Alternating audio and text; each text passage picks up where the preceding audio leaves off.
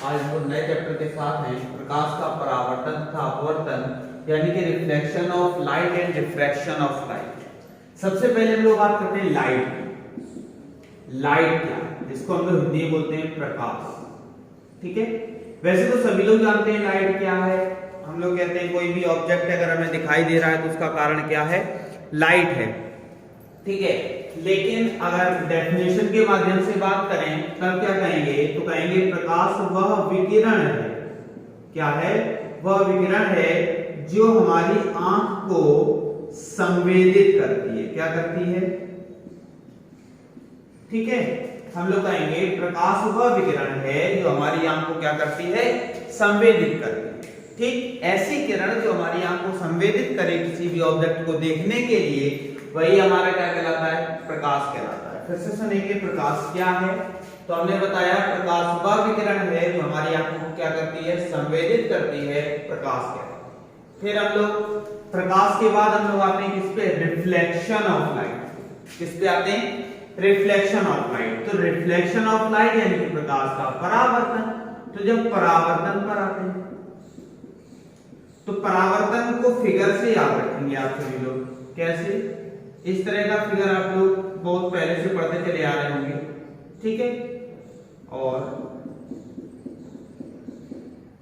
इस तरह का फिगर आपको बुक में भी मिला होगा। ठीक, तो हमने यहां पे क्या किया, आई और ये आर। ठीक, जो आने वाली रे होती है इसको हम लोग इंसिडेंट रे, कौन सी रे, इंसिडेंट या फिर आपतित किरण बोलते हैं। आपतित किरण या फिर इंसिडेंट। ठीक, और जो जाती है इसको रिफ्लेक्टेड रे, रिफ्लेक्टेड रे या फिर परावर्तित किरण बोलते हैं। क्या बोलते हैं, परावर्तित किरण। जो ये है इसको हम लोग नॉर्मल या फिर अभिलंब बोलते हैं। ठीक है, उसके बाद ये हमारा क्या है, इंसिडेंट एंगल हो जाएगा यानी कि आपतन कोण हो जाएगा, और आर क्या है, रिफ्लेक्टेड एंगल यानी कि परावर्तन कोण हो जाएगा। और ये क्या है, ये कोई भी अनट्रांसपेरेंट यानी कि अपारदर्शी क्या है, सतह है। कोई भी क्या है, एक अपारदर्शी सतह है, अनट्रांसपेरेंट सरफेस है जिसके आर पार नहीं देखा जा सकता। इसके एग्जांपल बहुत सारे हमारी डेली लाइफ में भी हैं। जैसे कभी कभी हम लोग क्या करते हैं कि आपके सामने कोई टीवी रखी होती है, आप रिमोट लाते हैं। ठीक, रिमोट क्या करते हैं, जस्ट उल्टा करते हैं और दीवार की तरफ रिमोट चलाते हैं, लेकिन टीवी का चैनल आपका क्या हो जाता है, चेंज हो जाता है। वहां पर क्या होगा, प्रकाश का परावर्तन। यानी कि हमने क्या किया कि इस तरह से जैसे रिमोट लगाया, तो रिमोट लगाने के बाद लाइट कहां गई हमारी उस पर, और दीवार क्या थी, अनट्रांसपेरेंट जिसके आर पार नहीं देखा जा सकता। वहां से वो चेंज होकर डायरेक्शन कहां चली गई, टीवी के पास, और आपका चैनल क्या हो गया, चेंज हो गया। तो हम कहेंगे प्रकाश का परावर्तन होता क्या है, डेफिनेशन के माध्यम से समझेंगे। यहाँ पे एक ही मीडियम है, एक ही माध्यम है, तो हम लोग कहेंगे जब कोई आपतित किरण, ठीक है, क्या कहेंगे, जब कोई आपतित किरण किसी माध्यम में प्रवेश करती है। जब कोई आपतित किरण किसी माध्यम में क्या करती है, प्रवेश करती है। प्रवेश करने के पश्चात वो किसी बिंदु से टकराती है, और टकराने के पश्चात उसी माध्यम में वापस लौट जाती है। फिर से सुनिएगा, हमने कहा जब कोई प्रकाश किरण क्या करती है, किसी भी अपारदर्शी सतह से टकराती है। जब कोई भी प्रकाश किरण क्या करती है, किसी भी अपारदर्शी सतह से टकराती है, और टकराने के पश्चात उसी माध्यम में लौट जाती है। इस पूरी प्रक्रिया को हम लोग क्या कहते हैं, परावर्तन। क्या कहते हैं, परावर्तन यानी कि reflection of light. Reflection of light क्या होता है कि when incident ray travel in one medium, यानी कि जब कोई इंसिडेंट रे एक माध्यम में प्रवेश करती है, प्रवेश करने के बाद अनट्रांसपेरेंट सरफेस यानी कि अपारदर्शी सतह पर क्या होती है, टकराती है। टकराने के बाद क्या हो जाती है कि बैक इन हिज मीडियम, वो क्या होती है, वो अपने ही माध्यम में क्या हो जाती है, वापस लौट जाती है। इस पूरी प्रक्रिया को हम लोग क्या बोलते हैं, रिफ्लेक्शन ऑफ लाइट यानी कि प्रकाश का परावर्तन। इतनी बात समझ में आ गई। सबसे पहले अगर हम लाइट की बात करें, प्रकाश क्या है, तो हमने कहा वह विकिरण जो हमारी आंखों को संवेदित करता है, प्रकाश कहलाता है। प्रकाश का परावर्तन क्या है, तो हमने बताया जब कोई आपतित किरण किसी भी अपारदर्शी सतह से टकराती है और टकराने के बाद उसी माध्यम में वापस लौट जाती है, तो इस पूरी प्रक्रिया को प्रकाश का परावर्तन कहते हैं। प्रकाश के परावर्तन के जो नियम होते हैं तो वो याद रखो, ठीक है। प्रकाश के परावर्तन के दो नियम होते हैं। कितने नियम होते हैं? दो नियम कौन कौन से होते हैं? पहला नियम कौन सा? पहला नियम यानी कि फर्स्ट, ठीक। फर्स्ट लॉ क्या होता है?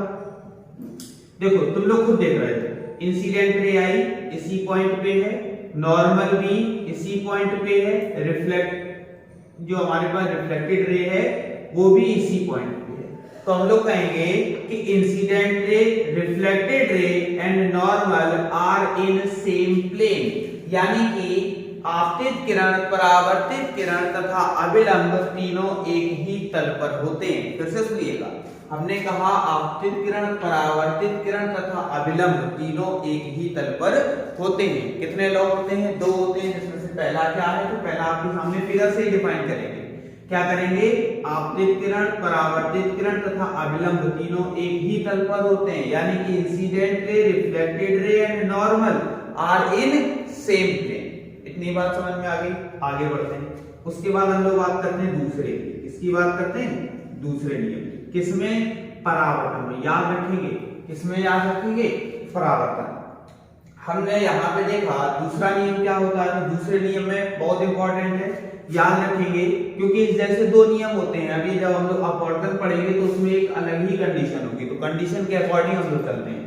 यहाँ पे हमने दूसरा दिया, तो दूसरे में क्या कहेंगे? तो दूसरे में इन एंगल की बात करेंगे, यानी कि एंगल आई जो हमारा है, एंगल ऑफ कौन सा है? इंसिडेंस, और इक्वल होता है एंगल आर के, यानी कि एंगल ऑफ कौन सा हो जाएगा?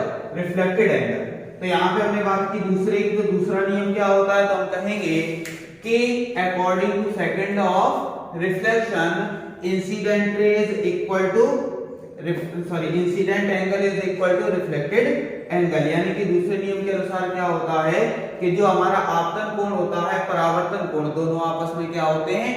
बराबर होते हैं। सबसे पहले हमने बात की लाइट की, तो लाइट हमने बताया वह विकिरण जो हमारी आंखों को संवेदित करता है, प्रकाश कहलाता है। प्रकाश का परावर्तन क्या है? तो हमने बताया जब कोई आपतित किरण आकर किसी अपारदर्शी सतह से टकराती है और टकराने के पश्चात उसी माध्यम में वापस लौट जाती है, इस पूरी प्रक्रिया को हम लोग प्रकाश का परावर्तन कहते हैं। फिर हमने बताया पहला नियम क्या होता है, तो पहले नियम में हमने बताया कि आपतित किरण, परावर्तित किरण तथा अभिलंब तीनों एक ही तल पर होते हैं। दूसरा क्या बताया?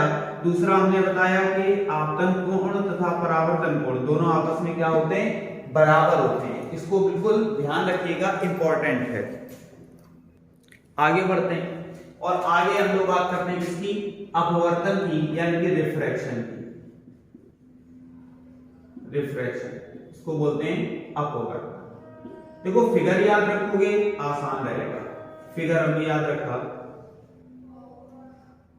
इस तरह से, ठीक है। ये क्या है? तो इसमें भी ये इंसिडेंट रे है, यानी कि आपतित किरण है। ये जो जा रही है वो क्या है? रिफ्लेक्टेड रे, यानी कि परावर्तित किरण है, ठीक है। ये क्या है? हमारा नॉर्मल है, जिसको हम लोग अभिलंब बोलते हैं, ठीक। यहां की अगर बात करें तो आई एंगल होगा, यहां की अगर बात करें तो आर एंगल होगा। डेफिनेशन समझेंगे, उसके बाद हम लोग आगे बढ़ेंगे। इसके भी दो नियम होते हैं। तो सबसे पहले हम लोग सीखें कि रिफ्रैक्शन ऑफ लाइट है क्या। एग्जांपल के तौर पे आप आज घर पे करके देखिएगा। क्या करते हैं, कोई भी एक बाल्टी है, कोई भी बाल्टी है, कोई भी बर्तन है, उसमें पानी भरा हुआ रखा है। आप अपनी पेंसिल लीजिएगा, उसमें गिरा दीजिएगा। जब आप गिराएंगे तो ऊपर से देखेंगे तो पेंसिल हमें क्या होगी? टेढ़ी दिखाई देती है। क्या दिखाई देती है? टेढ़ी दिखाई देती है। इसका कारण क्या होता है? जिसका कारण होता है रिफ्रैक्शन ऑफ लाइट। बहुत सारे इसके कारण हैं, ठीक है, जैसे तारों का टिमटिमाना। अभी हम लोग पढ़ेंगे कि किस कारण, अभी सभी के कारण पढ़ेंगे। जैसे आकाश में नीला दिखाई देता है, नीचे से दिखता है ना, एक्चुअल में क्या है? वो ब्लैक होता है, लेकिन हमें दिखता कैसा है? नीला। उसका कोई कारण है। जैसे तारे हमें टिमटिमाते हुए दिखाई देते हैं, उसका भी एक कारण है, ठीक। जैसे हमारे पास चंद्रमा है, चंद्रमा की कोई अपनी लाइट नहीं होती, यानी कि कोई वो प्रकाश नहीं करता है। वो तारों के प्रकाश से और सूर्य के प्रकाश से हमें उजाला दिखाई देता है। ठीक है, तो वो क्या कारण होता है उसका भी बताएंगे। जबकि तारे, आप लोगों ने सुना भी होगा कि चंद्रमा हमारा छोटा है, तारे चंद्रमा से भी बड़े होते हैं, ठीक है, तो अभी उसके भी कारण पढ़ेंगे। बहुत सारे कारण हैं, तो कारण बाद में देखेंगे, पहले हम लोग नॉर्मल चैप्टर देख लेते हैं, फिर कारण पे आते हैं, किस तरह से एमसीक्यू बनते हैं, किस तरह से न्यूमेरिकल्स बनते हैं, हम लोग पूरा पढ़ेंगे। ठीक, तो हमने बात की यहाँ पे रिफ्रैक्शन की, रिफ्रैक्शन ऑफ लाइट यानी कि प्रकाश का अपवर्तन क्या है, तो याद रखेंगे रिफ्रैक्शन ऑफ लाइट क्या है। तो हमने बताया जब कोई आपतित किरण किसी पारदर्शी, अब पानी होगा, हमने बताया पानी पेंसिल है तो पानी के तो आर पार देख लेते हैं ना, तो जिसके आर पार देखने वही हमारा क्या होता है पारदर्शी। तो जब कोई आपतित किरण, यहाँ पे दो माध्यम होंगे, दो मीडियम होंगे, हमने कह दिया M1 है और ये क्या है M2 या M कह दीजिए, M कह दिए, अलग अलग बुकों में अलग अलग दिया है। तो हमने यहाँ पे कहा कि जब कोई आपतित किरण क्या करती है, किसी भी सतह से टकराती है, या फिर जब कोई आपतित किरण एक माध्यम से दूसरे माध्यम में क्या करती है, प्रवेश करती है। जब कोई भी एक किरण एक माध्यम से, वो किरण कौन सी, आपतित किरण, ठीक, जब कोई किरण एक माध्यम से दूसरे माध्यम में, यानी कि कौन सी किरण, तो आपतित किरण। तो याद रखिए जब कोई आपतित किरण एक माध्यम से दूसरे माध्यम में प्रवेश करती है, तो प्रवेश करने के पश्चात वह अपने मार्ग से हल्का सा विचलित हो जाती है। डेफिनेशन को ध्यान दीजिएगा, हल्का सा विचलित यानी कि ऐसे एंटर कर रही थी तो सीधी ऐसे दिखनी चाहिए थी, लेकिन इस तरह से दिखने लगी तो विचलित हो गई अपने मार्ग से।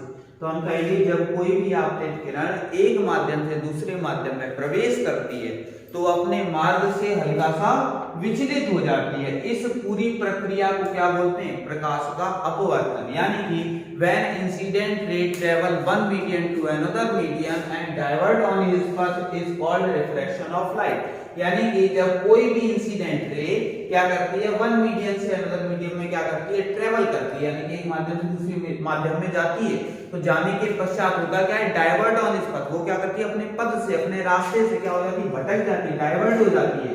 इस पूरी प्रोसेस को हम लोग क्या बोलते हैं, रिफ्रैक्शन ऑफ लाइट बोलते हैं। फिर हमने बताया जब रिफ्रैक्शन ऑफ लाइट क्लियर हो गया तो हमने बताया इसके भी दो नियम होते हैं, पहला और दूसरा। पहला इसका सेम होता है, सेम क्या होता है, देखो इसमें भी इंसिडेंट रे यहीं आगे खत्म, नॉर्मल भी यहाँ आगे खत्म, और जो तुम्हारी रिफ्लेक्टेड रे है वो भी यहाँ आगे खत्म। तो कहेंगे incident ray, reflected ray and normal are in same plane, यानी कि incident ray, reflected ray and normal are in same plane. तो हमने यहाँ पे कहा आपतित किरण, परावर्तित किरण तथा अभिलंब तीनों एक ही तल पर होते हैं। हमने क्या बताया, आपतित किरण, परावर्तित किरण तथा अभिलंब तीनों एक ही तल पर होते हैं। ये हमारा क्या है, पहला नियम। जो पहला नियम हम लोगों ने पढ़ा था किसमें, रिफ्लेक्शन में पढ़ा था, वही हम लोग किसमें पढ़ रहे हैं, रिफ्रैक्शन में पढ़ रहे हैं। तो पहला नियम चेंज नहीं होता है। पहले नियम में जो हमने बताया, क्या बताया कि आपतित किरण, परावर्तित किरण तथा अभिलंब तीनों एक ही तल पर होते हैं, यानी कि incident ray, reflected ray and normal are in same plane. तो हमने वही लिख दिया। सेकेंड लॉ बहुत ज्यादा इंपॉर्टेंट है क्योंकि इसको स्नेल्स लॉ के नाम से भी जाना जाता है। किस नाम से जाना जाता है, हिंदी में लिख लो, स्नेल लॉ, स्नेल का नियम, ठीक है, स्नेल्स लॉ। इसलिए ये इंपॉर्टेंट हो जाता है। कभी कभी आपसे क्वेश्चन ऐसे भी पूछता है राइट स्नेल्स लॉ, तो वहां पे आपको जानकारी भी देंगे कि अगर स्नेल्स लॉ है तो कहोगे Snell's law is known as second law of refraction, यानी कि स्नेल्स लॉ को किसके दूसरे नियम, अपवर्तन के दूसरे नियम के नाम से भी जाना जाता है। या अगर दूसरा नियम पूछेगा कि अपवर्तन का दूसरा नियम बताओ, तब भी वहां जानकारी दोगे कि अपवर्तन के दूसरे नियम को स्नेल का नियम भी कहते हैं, यानी कि second law of refraction is known as Snell's law. बात समझ में आ गई। स्नेल्स लॉ है क्या, बहुत आसान है। क्या है, बहुत आसान है। यहाँ पे क्या है I और यहाँ क्या है R, तो कहोगे ऐसा भी बोल सकते हैं द रेशियो ऑफ, क्या कहेंगे, देखो डायरेक्ट फार्मूला लिख लेते हैं, साइन I अपॉन में साइन R। हमने यहाँ लिख लिया, ये फार्मूला होता है स्नेल लॉ का। और यहाँ n को वैसे रिफ्लेक्टिव इंडेक्स यानी कि अपवर्तनांक बोलते हैं, रिफ्लेक्टिव इंडेक्स यानी कि अपवर्तनांक। लेकिन यहाँ पे एक इसका काम करता है कांस्टेंट का, एक नियतांक का। किसका काम करता है, कांस्टेंट का, एक नियतांक का। यहीं से हम लोग क्या करते हैं, डेफिनेशन बनाते हैं। तो कहेंगे देखो कभी भी अपॉन हो तो अपॉन का मतलब होता है रेशियो। तो यहाँ पे हमारे पास डेफिनेशन क्या बनेगी, the ratio of angle of sine, the ratio of angle of sin I and the ratio of angle of sin I and sin R are constant। फिर से सुनना, हमने कहा था रेशियो ऑफ एंगल ऑफ, ऐसा भी बोल सकते हैं, the ratio of angle of incidence of sin I and sin R are constant, या फिर कह सकते हो the ratio of sin I and sin R are constant.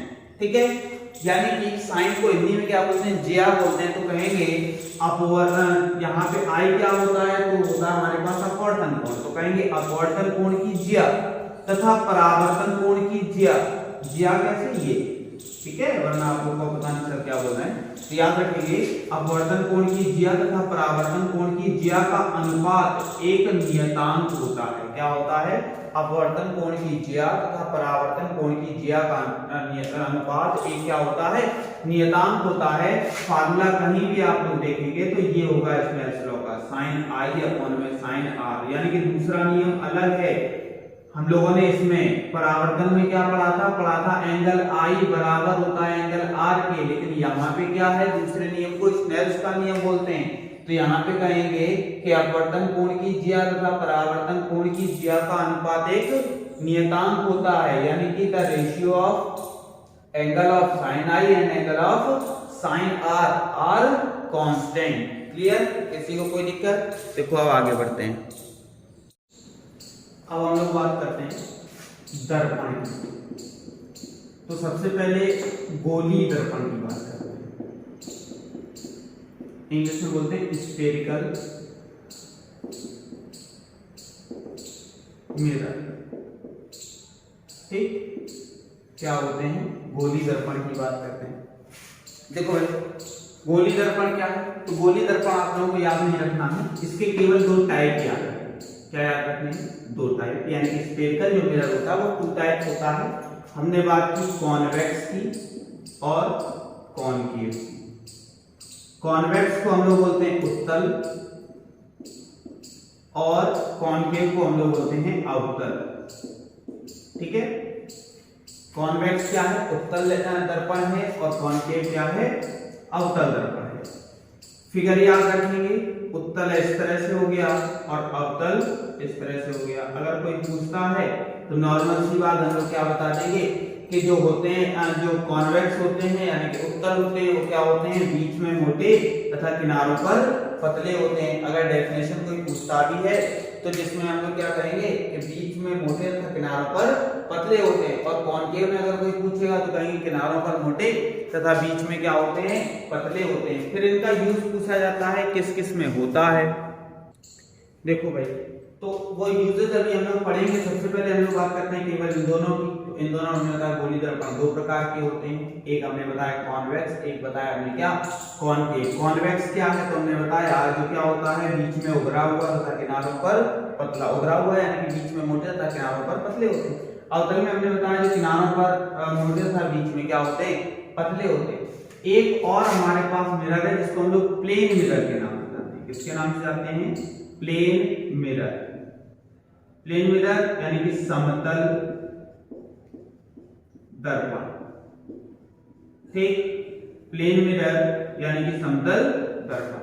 समतल दर्पण क्या है, समतल दर्पण क्या है, जिसमें इमेज हमारी क्या होती है, बनती तो है। इमेज क्या है, एक और अच्छा क्वेश्चन मिला, इमेज। इमेज को हिंदी में बोलते हैं प्रतिबिंब। क्या बोलते हैं, प्रतिबिंब। तो देखो भाई, प्रतिबिंब क्या है, या तो किसमें बनेगा, दर्पण में बनेगा, या तो इसमें बनेगा या इसमें बनेगा। इसमें भी बनता है। ये क्या है, समतल दर्पण, जिसमें तुम लोग अपनी शक्ल देखते हो। क्या देखते हो, अपनी शक्ल देखते हो। अच्छे लग रहा हो ना, इसी टाइप से क्या होता है, जिसमें तुम अपनी शक्ल देखते हो, वही हमारा क्या है, प्लेन मिरर। और प्लेन मिरर में होता क्या है, इमेज यानी कि प्रतिबिंब। जितने बड़े हम हैं उतने बड़े हमें दिखाई देते हैं, लेकिन होता क्या है, हमारी जो इमेज होती है जस्ट अपोजिट बनती है। इमेज मतलब प्रतिबिंब, जो हमारा प्रतिबिंब बनता है जस्ट अपोजिट। अपोजिट का मतलब ये नहीं कि सिर नीचे पैर ऊपर, ऐसा नहीं है। अपोजिट का मतलब क्या हो जाएगा, अगर तुम कभी भी शीशे के सामने खड़े होते हो, जो हमारे घर का शीशा है उसके सामने खड़े होते हो, तो देखते हो कि जो हमारा लेफ्ट हैंड है वो राइट होता है, जो राइट हैंड है वो लेफ्ट दिखाई देता है। ठीक है, तो इसका मतलब क्या होता है कि प्लेन, और लेकिन जितने बड़े हो उतने ही बड़े दिखते हो। ऐसा होता है कि नहीं होता। तो ऐसा क्यों होता है? प्लेन मिरर के कारण। प्लेन मिरर में होता क्या है तो हमने बताया ये एक समतल दर्पण है और समतल दर्पण की खासियत होती है, क्या खासियत होती है? समतल दर्पण की ये खासियत है कि जैसे हम खड़े हैं, ठीक, अगर उसको हम तोड़ दिया जाए, समतल दर्पण को क्या किया जाए? तोड़ दिया जाए, वो चटक जाए, तो चटकने पर क्या होता है? एक इमेज तुम्हारी चटकी हुई नहीं बनेगी, जितनी जगह वो चिपका होगा उतनी इमेज उसमें बनेगी। ये खासियत होती है। कभी भी करके देखना, जैसे तुम्हारा शीशा हो क्या हो, टूट जाए, ठीक, जिसमें तुम लोग अपनी शक्ल देखते हो वो टूट जाए, कभी उसमें देखना जो इमेज बनेगी वो इमेज हर टूटे हुए पार्ट में बनेगी। ये नहीं कि मतलब बीच में पता चला थोड़ा सा टूट गया तो हमारी इमेज पूरी बन रही हो, बीच में लग रहा हो हम टूटे हुए, ऐसा नहीं होता है। क्या होता है? अलग अलग इमेज बनती है।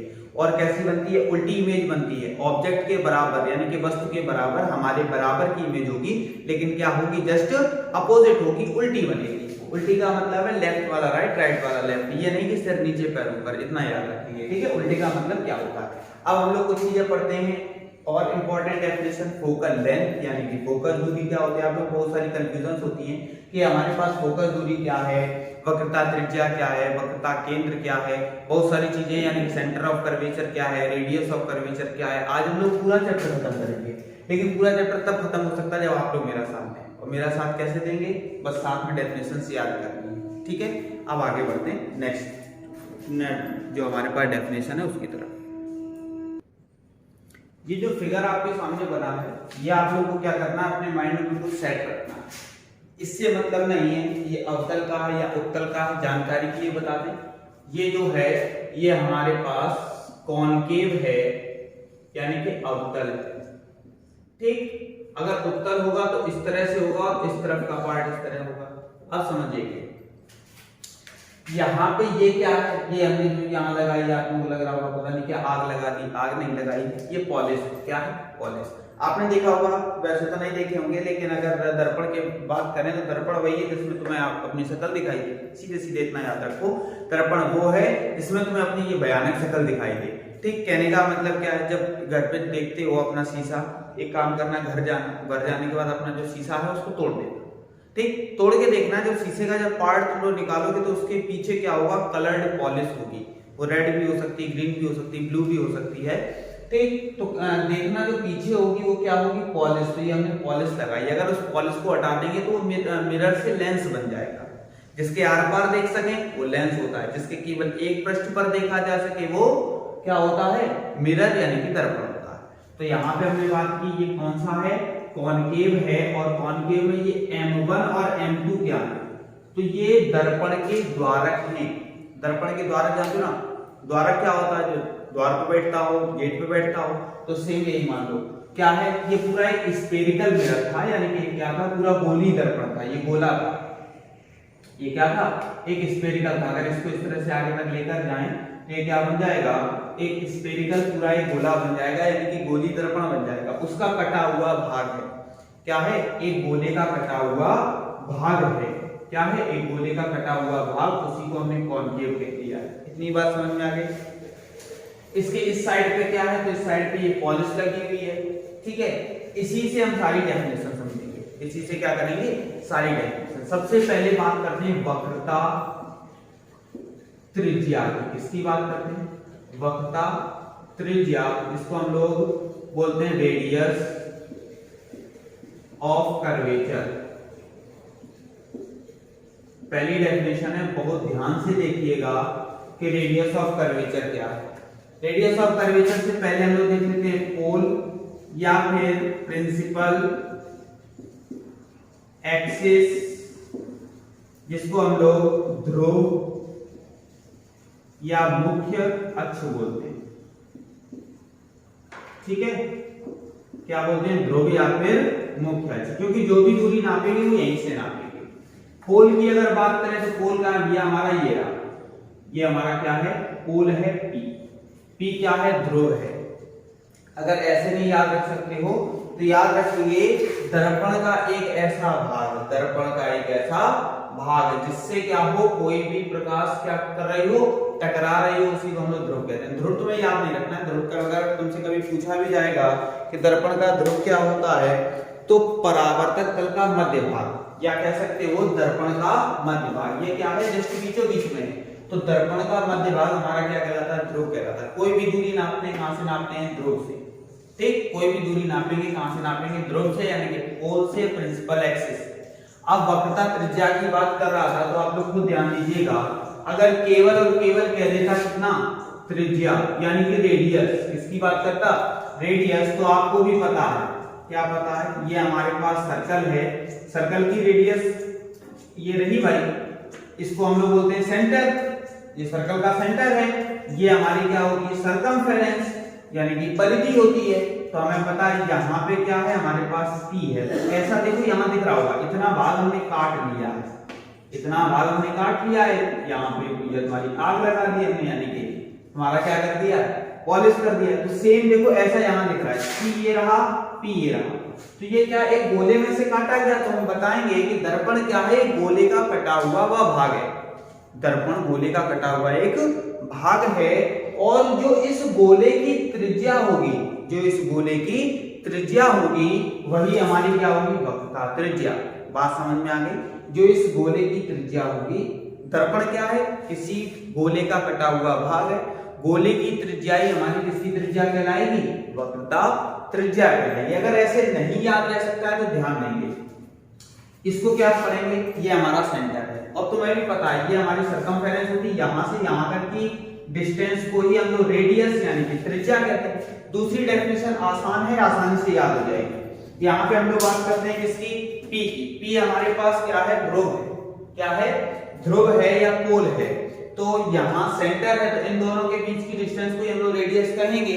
तो कहेंगे the distance between principal axis to the centre of curvature, यानी कि the distance between principal axis, the distance between principal axis to radius of center of curvature is called radius of curvature। इसको किससे represent करेंगे? -r से। याद रखोगे, अगर concave है सभी दूरियां कैसी रखोगे? नेगेटिव। बहुत ज्यादा कंफ्यूजन क्रिएट करता है, हम ये भी दिक्कतें खत्म करेंगे कि कहां माइनस लगाते हैं, कहां प्लस लगाते हैं, कौन से में क्या करते हैं, वो सारी दूरियां खत्म। जितनी भी तुम लोगों को लगता है बहुत ज्यादा टफ है, ऐसा कुछ नहीं है, बस थोड़ा सा ध्यान देना है। तो हमने यहाँ पे बताया P क्या हमारे पास? प्रिंसिपल एक्सिस, और प्रिंसिपल एक्सिस से सेंटर तक की डिस्टेंस को हम लोग क्या बोलते हैं? रेडियस बोलते हैं। तो याद क्या रखेंगे कि वक्रता, यहाँ पे ये इसको बोलते हैं वक्रता केंद्र, इसको बोलते हैं वक्रता त्रिज्या। तो कहेंगे मुख्य अक्ष से वक्रता केंद्र तक की दूरी, मुख्य अक्ष से वक्रता केंद्र तक की दूरी वक्रता त्रिज्या कहलाती है, यानी कि the distance between pole to centre of curvature is called radius of curvature. फिर एक और बात आती है, फिर नेक्स्ट हेडिंग हमें मिलती है फोकस दूरी। क्या हेडिंग मिलती है? फोकस। सबसे पहले फोकस देखते हैं। फोकस क्या है? फोकस को हिंदी में भी फोकस बोलते हैं। फोकस वैसे है क्या? तो जब देखो फोकस क्या है, ये कोई प्रकाश था, ये कोई ऑब्जेक्ट था, इस पर कोई प्रकाश डाला गया, प्रकाश डालने के बाद यहाँ परावर्तित हुआ, परावर्तित होने के बाद जिस बिंदु से होकर जाता है उसी को हम लोग क्या बोलते हैं? फोकस बोलते हैं। ठीक है, हमने कहा जब कोई प्रकाश किरण, जब कोई प्रकाश किरण अपने माध्यम में प्रवेश करती है, प्रवेश करने के पश्चात किसी परावर्तक तल से टकराती है, और टकराने के पश्चात जिस बिंदु से होकर जाती है उसी बिंदु को हम लोग क्या बोलते हैं? फोकस बोलते हैं। फिर से ध्यान देना, हमने कहा कि जब कोई रेखा, जब कोई किरण या प्रकाश पुंज, ठीक है, जब कोई किरण या फिर प्रकाश पुंज क्या करता है? एक माध्यम में प्रवेश करता है, प्रवेश करने के पश्चात वो परावर्तक तल से क्या करता है? टकराता है, और टकराने के पश्चात जिस बिंदु से होकर जाता है उसी बिंदु को हम लोग क्या बोलते हैं? फोकस बोलते हैं। ठीक, उसके बाद हम लोग बात करते हैं फोकस दूरी की, यानी कि फोकल लेंथ की। फोकल लेंथ क्या है? तो भैया फोकल लेंथ यहां से यहां तक की दूरी को बोलते हैं, कहां से कहां तक? पोल से फोकस तक। डेफिनेशन खत्म। The distance between principal axis to principal focus, principal axis to principal focus is called focal length, यानी कि किससे? ध्रुव से मुख्य फोकस तक की दूरी को हम लोग क्या बोलते हैं? फोकस दूरी बोलते हैं। ध्रुव से मुख्य फोकस तक की दूरी को क्या बोलते हैं? फोकस दूरी बोलते हैं। इसके बाद हम लोग आगे बढ़ते हैं। आगे क्या है? तो याद रखिए ये हमारे पास क्या है? तो ये हमारे पास ऑब्जेक्ट है। क्या है? ऑब्जेक्ट, जिसको हम लोग क्या बोलते हैं? कोई भी वस्तु बोलते हैं। क्या बोलते हैं? वस्तु। और ये क्या है? तो ये हमारा प्रतिबिंब है। क्या है? प्रतिबिंब। ठीक, जिसको हम लोग इमेज के नाम से जानते हैं। ठीक, इतनी बात समझ में आ गई, इतने में किसी को कोई दिक्कत। और ये हमारा टोटल मिरर कौन सा है, कॉनकेव। फिर से एक बार देखेंगे वक्रता त्रिज्या क्या है, तो हमने एक डेफिनेशन बताई कि ये क्या है, एक खोखले गोले का कटा हुआ भाग है और इस गोले की त्रिज्या, इस गोले की त्रिज्या को हम लोग क्या कहते हैं, वक्रता त्रिज्या। अगर नहीं याद रहता है तो याद रखोगे ये हमारा क्या है, ध्रुव। तो ध्रुव से कहां तक की, वक्रता केंद्र तक की दूरी को क्या कहते हैं, त्रिज्या कहते हैं। फिर फोकस की बात की, तो फोकस क्या है, तो फोकस हमने बताया कि जब कोई प्रकाश किरण एक माध्यम में प्रवेश करती है और किसी परावर्तक तल से टकराती है, टकराने के पश्चात जिस उसी माध्यम में वापस लौटती है, तो लौटते समय जिस बिंदु से होकर जाती है उसी को हम लोग क्या बोलते हैं, मुख्य फोकस बोलते हैं। फिर फोकस दूरी की बात हुई तो हमने कहा यहां से यहां तक की दूरी, तो ये क्या है, मुख्य अक्ष से है, ये क्या है, मुख्य फोकस है। तो मुख्य अक्ष से मुख्य फोकस तक की दूरी यानी कि the distance between pole to principal focus is called focal length. इतने में किसी को कोई दिक्कत। अब देखो आगे, इसके बाद क्या है, डेरिवेशन बची है। ठीक, डेरिवेशन है, कुछ न्यूमेरिकल्स हैं जो आप लोगों को नेक्स्ट वीडियो में मिलेंगे। इस वीडियो में केवल डेफिनेशंस थी जो कि आप लोगों की क्लियर हो गई। अगर किसी भी पॉइंट में दिक्कत लगी हो आप लोग कमेंट कर सकते हैं, इसका जवाब आपको यहीं पे मिल जाएगा। ठीक है, धन्यवाद।